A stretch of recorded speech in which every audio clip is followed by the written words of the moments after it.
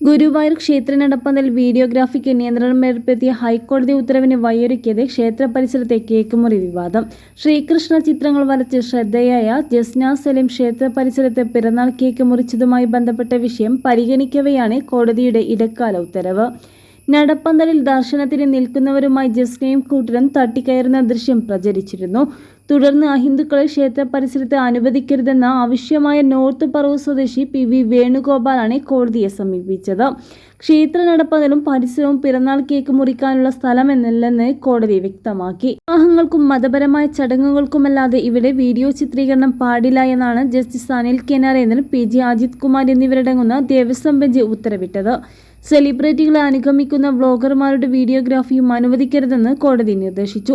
ഭക്തർക്ക് ദർശന സൗകര്യമൊരുക്കാൻ ദേവസ്വം ബോർഡിന് ബാധ്യതയുണ്ട്. ക്ഷേത്രാചാരവും പാരമ്പര്യവും സംരക്ഷിക്കുകയും നടപ്പന്തൽ ഭക്തരുമായി വഴക്കുണ്ടാക്കുന്ന സാഹചര്യങ്ങൾ ഒഴിവാക്കുകയും വേണം. ഗുരുവായൂർ ക്ഷേത്രത്തിന് പ്രത്യേക സുരക്ഷയാണ് ഒരുക്കിയിരിക്കുന്നത്.